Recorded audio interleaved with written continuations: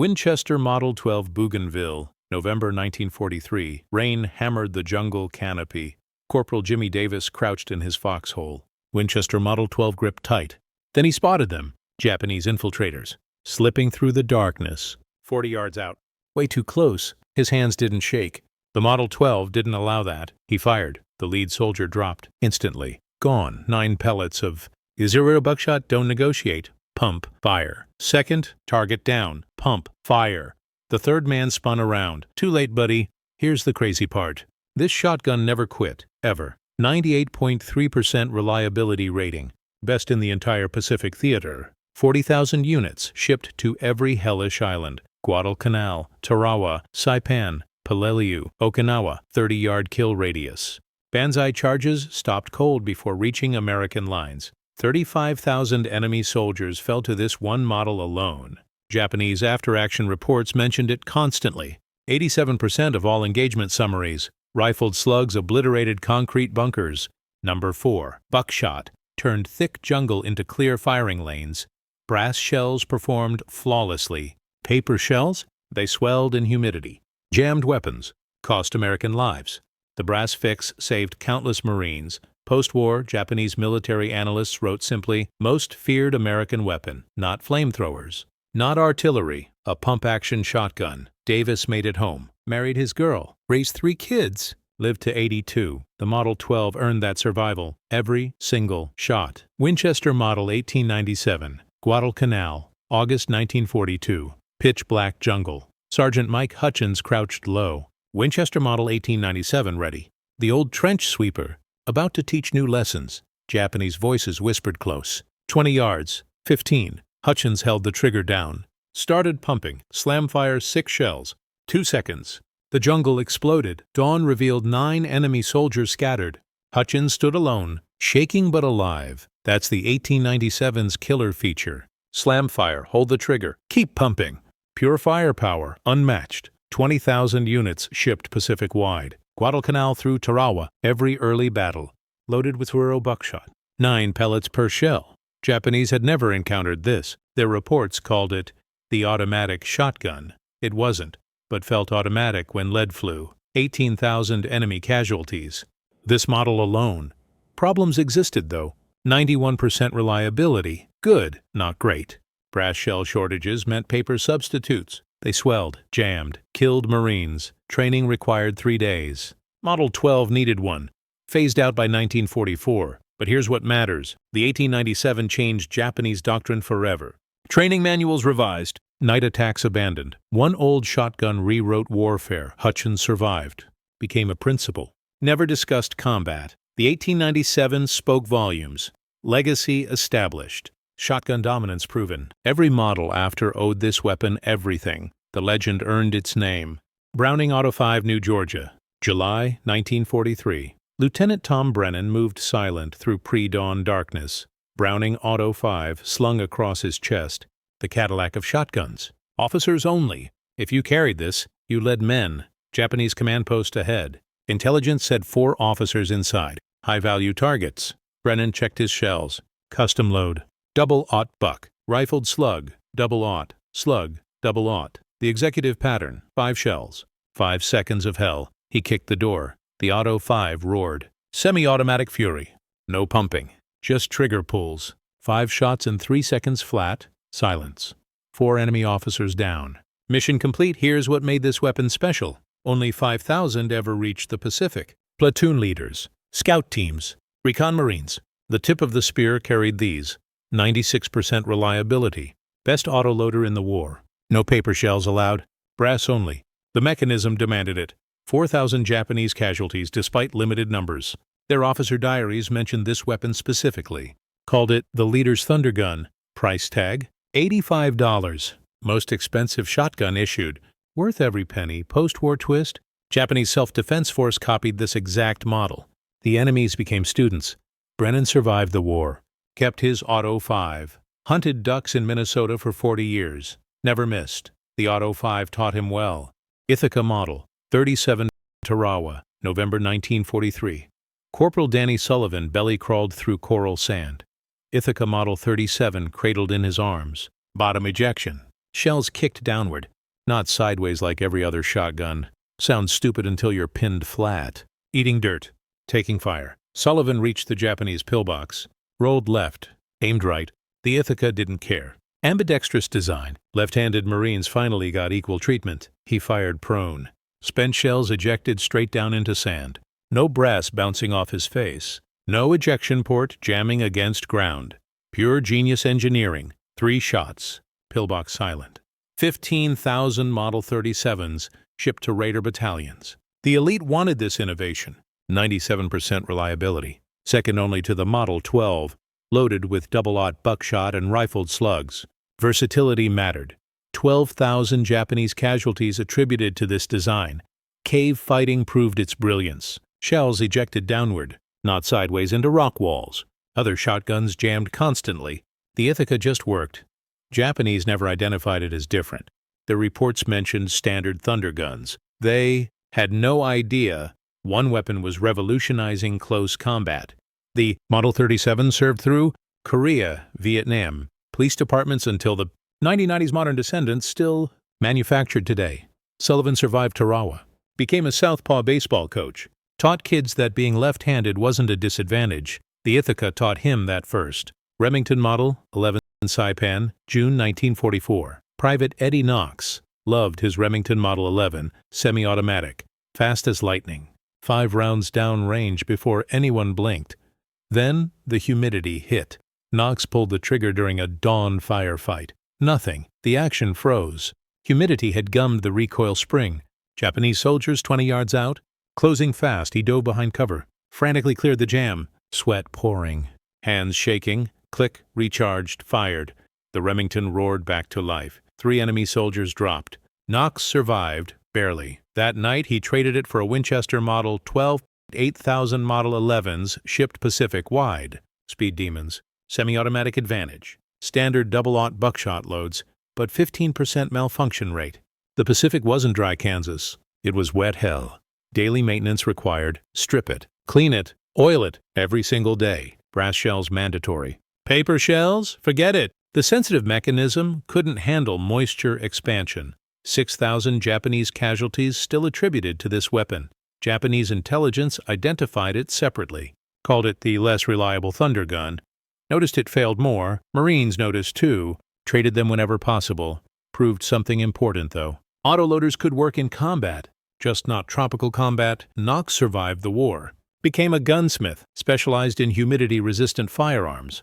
The Model 11 taught expensive lessons. Stevens Model 520, Peleliu, September 1944. Private Frank Moretti got the cheap shotgun. Stevens Model 520, $25. The Winchester guys paid $45. Moretti didn't care about pride, just survival. Cave entrance ahead. Japanese bunker complex. His squad leader pointed. Moretti, you're up. He checked his shells. Brass, thank God. Early war guys got paper shells. They swelled in humidity. Jammed weapons. Killed Marines, not anymore. Mid-1944 brought the brass shell fix. Moretti entered the cave. Darkness swallowed him. 10 feet in movement. He fired, pumped, fired again. Double-aught buckshot filled the tunnel. Silence, then screaming. Enemy soldiers retreating deeper. Mission accomplished. The cheap shotgun worked perfectly. 35,000 Stevens shotguns shipped Pacific-wide. Highest production numbers. Secondary units equipped. Support troops. Rear echelon. But Peleliu proved something. When caves needed clearing, nobody cared about price tags. 89% reliability. Not Winchester's 98, but acceptable. Combat acceptable. 14,000 Japanese casualties. The budget gun earned its keep. Japanese reports never distinguished it from Winchester's. Same buckshot, same results. Post-war, everyone forgot the Stevens. Remembered the fancy models, but statistics don't lie. 35,000 deployed. Highest production. Most trigger pulls. Moretti kept his Stevens. Taught his son to hunt with it. Worked perfectly for 50 years. Savage Model 720, Okinawa, April 1945. Sergeant Bill Kozak carried a Browning Auto 5, except it wasn't. Savage Model 720, perfect copy. License from Browning. Looked identical. Performed identical. Cost $25 less. Kozak didn't know the difference. Neither did his squad. Neither did the enemy. Japanese command post raid. Night operation. 6 targets inside. Kozak breached the door. The Savage roared. Semi-automatic perfection. 5 shells, 4 seconds. Double-aught buckshot. 6 enemy soldiers neutralized. Kozak extracted. Mission success. Later, the armorer told him. That's not a Browning, Sarge. Kozak stared. Could have fooled me. It fooled everyone. 5,000 Savage 720s deployed. Late in 44 introduction. Too late for major battles. But emergency production proof. 95% reliability. Virtually identical to the $85 Auto 5. $60 instead. 3,800 Japanese casualties. Limited numbers. Limited time. Marines in the field never distinguished them. Carried both interchangeably. Japanese intelligence reports never mentioned Savage separately. Called everything automatic thunder guns, the perfect wartime license. Copy what works. Produce it cheaper. Deploy it faster. Kozak survived. Bought a Browning Auto 5 after the war. Hunted with it for decades. Always wondered if it was actually a Savage. Never checked the markings. Didn't matter. Both saved lives. Winchester Model 21 Saipan, June 1944. Captain Robert Hayes paid for his own shotgun. Winchester Model 21. $120. His monthly salary. The Corps wouldn't issue these. Too expensive. Too specialized. Hayes didn't care. Cave warfare demanded perfection. Double barrel. Side by side. 2 triggers. 2 instant shots. No pumping. No jamming. No second chances needed. Left barrel. Double-aught buckshot. Right barrel. Rifled slug cave entrance ahead. Intelligence said 20 Japanese inside. Hayes entered first. Officer's lead. 10 feet in. Movement left. Left trigger. Buckshot swarm. 3 soldiers down. Movement right. Charging. Bayonet raised. Right trigger. Rifled slug. 1 ounce of lead. The soldier flew backward. Reload. 2 shells. 2 seconds. Continue. By mission end, Hayes cleared 6 caves. 0 American casualties. 23 enemy soldiers eliminated. Saipan cave clearing. 100% success rate with the Model 21. Only 200 ever reached the Pacific. Officers purchased them personally. Too expensive for standard issue. 99% reliability. Simplest mechanism ever designed. 2 barrels. 2 firing pins. Nothing complex. Nothing to break. 800 Japanese casualties total. Limited by numbers, not effectiveness. Captured enemy survivors later interviewed. Their testimony consistent. Most terrifying close-in weapon we encountered. Hayes survived Saipan. Kept his Model 21. Passed it to his son. Still fires perfectly. 80 years later. Perfection doesn't age. Remington Model 31 Okinawa, April 1945. Corporal Sam Wheeler received a brand new shotgun. Remington Model 31. Smoothest pump action he'd ever felt. Like butter, better than the Model 12 problem. The war was almost over. Japanese had abandoned banzai charges. No more night infiltrations. New doctrine, fortified positions.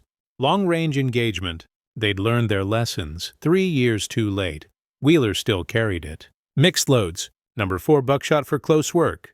Double-aught for distance. Bottom ejection like the Ithaca. Shells dropped downward. Perfect for prone shooting. 98% reliability. Near perfect. 1 firefight. May 1945. Japanese holdouts in a village. Wheeler entered a building. Movement upstairs. He fired. Pumped. Smoothest action ever. Like silk. 3 shots. 3 hits. 1,200 Japanese casualties total. Limited deployment. 3,000 units. Okinawa only. Arrived too late to matter. Marines who used it agreed. Better than the Model 12, but the war's already won. Post-war, police departments bought thousands. The Model 31 dominated law enforcement for decades. Wheeler kept his. Best shotgun that missed the war. Still worked flawlessly when he died in 1987. Ithaca Model 37, February 1945.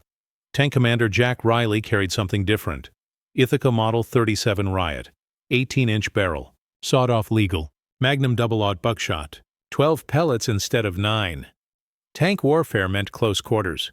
10 yards or less, hatches, cramped spaces, enemy infantry swarming. Riley's tank took fire. Japanese soldiers rushed it, trying to plant magnetic mines. He popped the hatch. Riot gun ready. Boom. First attacker vaporized at 8 yards. 12 pellets. Basketball size pattern. Boom. Second one down. Boom. Third retreated. Smart choice. 1,500 units deployed. Tank crews. Shipboarding parties. Extreme close quarters specialists only. Too specialized for regular infantry. The 18-inch barrel sacrificed range. Useless beyond 10 yards, but inside 10 yards? Devastating. 96% reliability, 600 Japanese casualties. Limited numbers. Rare deployment, bunker clearing. Riley used it twice, both times perfect results. Room-to-room terror. Post-war, police departments noticed. The riot configuration became law enforcement standard. Modern tactical shotguns? All descended from this specialized design. Riley survived. Became a police chief. Issued riot shotguns to every squad car. Niche weapons save lives too. Stevens Model 77E, Pearl Harbor. December 1943. Private Tom Walsh, Guarded Supply Depot 3. Stevens Model 77E pump shotgun. Basic, simple, boring. He never fired it in combat. Never saw a Japanese soldier. Just stacked crates and walked perimeter, while Marines stormed Tarawa with Model 12s. Walsh protected beans and bullets. Unglamorous? Absolutely. Essential? You bet.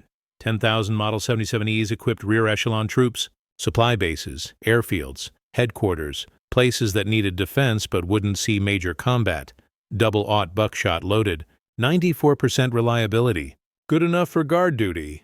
0 Japanese casualties attributed. The gun never fired in anger. But here's what mattered. Every Model 77E at a supply base meant one Model 12 went to frontline Marines. Logistics win wars. Simplest pump mechanism ever made.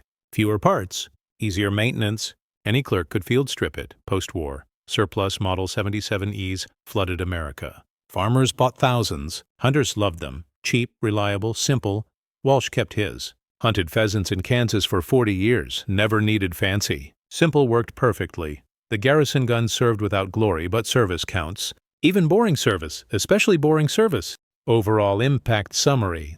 The numbers tell the story. 142,000 shotguns deployed. 80 million shells produced. 95,000 Japanese casualties. 12 major doctrine revisions. An entire military philosophy rewritten. Japanese surrender rate when facing shotguns? 0%. They fought. They fled. They never surrendered to the Thunder guns until they lost. Then something remarkable happened. Post-war Japanese self-defense force adopted 2 American shotguns. Browning Auto 5. Ithaca Model 37. The enemies became students. The conquerors became teachers. Every modern combat shotgun traces lineage to these 11 models. Benelli, Mossberg, Remington, all descendants of Pacific Thunder. The tactical revolution proved permanent. Close combat dominance shifted forever. Firepower over spirit. Pragmatism over mythology. Cost per enemy casualty? $47. Most cost-effective weapon in the Pacific Theater. Today, 80 years later, descendants still serve. Military, police, civilian. The legacy continues. Tokyo. 24. Japanese Self-Defense Force Armory. Browning Auto 5s still in inventory. The Thunder guns won more than battles. They won the future. 12 gauge. Buckshot. Pump action. Simple tools. Profound impact? Thunder that never fades.